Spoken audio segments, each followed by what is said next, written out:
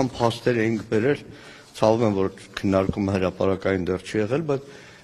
ազգային ժողովի փորձագիտական գրասենյակը տվել է խիստ բացական կարծիք, հակասահմանադրական է ձևակերպել։ Երեք մարդու իրավունքների պաշտպանը ստիպված հայտարարություն արել եւ բոլորը համարել, հա, ընդհանրապես, բայց այո,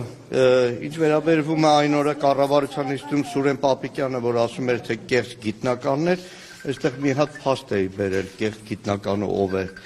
18 թվականին իրենց իշխանության առաջի օրերին օրենքը փոխեցին եւ այսօրվա արտաքին գործերի նախարարի տեղակալ Վահան Կոստանյանն այն ժամանակ ընդունվեց ասպիրանտուրա։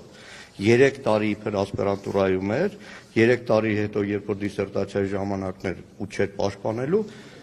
դիմում գրեց ասպիրանտուրայից դուրս եկա։ Պաշտպանության նախարարի ժամանակ Արշակներ Կարապետյան հարցում եմ, ասում եմ Վահան Կոստանյանն ինչի՞ զորակոչվել, պատճառաբանում են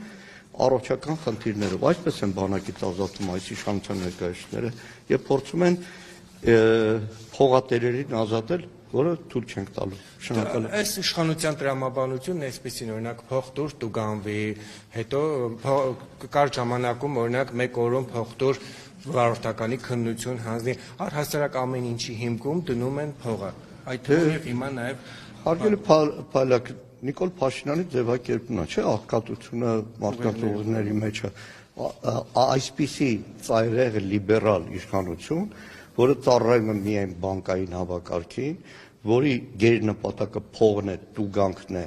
պետական բյուջեին պարտք վերցնելը երբեք չի եղել Հայաստանում։ Վերադարձի հետ կապված ասում են, շատերը ուզում են վերադառնալ, բայց քանի որ ծառայության հետ խնդիր են ունեցել, չեն կարողանում կամ հակառակը դրա պատճառով լքում են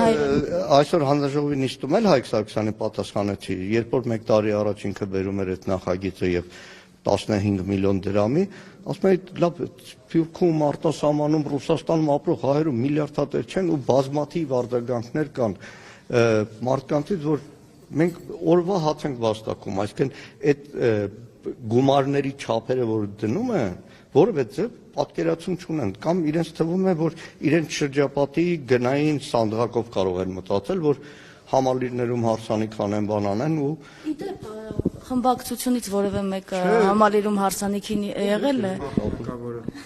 Արթուր Խաչատրյանը արձագանքել էր, բայց այնուամենայնիվ Սեյրան Օհանյանը չէր։ Ես եմ ուղղակի թագավորի հեքիաթները թող իր տատա թե պապատ ինչ է դարձում, թող իր տատուն ու պապուն պատմի։ Շնորհակալ եմ։ Եվ այնուամենայնիվ, տեսեք, հա, այսպես ասենք, իշխանության մասնավորապես նախագծի հեղինակի հիմնավորումներից մեկը այն է, եթե դա երկի հիմնավորում կարելի է համարել, որ ըստ էության ելքեր կան, եղանակներ են փնտրում, փող են տալիս, առանձին գումարից ազատվում են եւ ասում են չակերտավոր օրինականացնենք պետական բյուջե լցնենք, բայց իշխանության գերխնդիրը չպետք է լինի, հա, դա որովհետեւ ըստ էության կոռուպցիոն գործարքի մասին ենք մենք խոսում եւ պետք է ուժային կառույցները մասնավորապես զբաղվեն այդ հարցով, որ օրինակ ամբողջ խնդիրը դա է,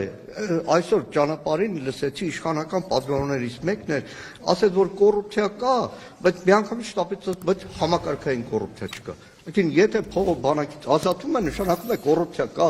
Բա ուր են լոլո կարդում 7 տարի իշխանության է։ 7 տարի թող այս ամեն ինչը արմատախիլ անեն, եթե կա։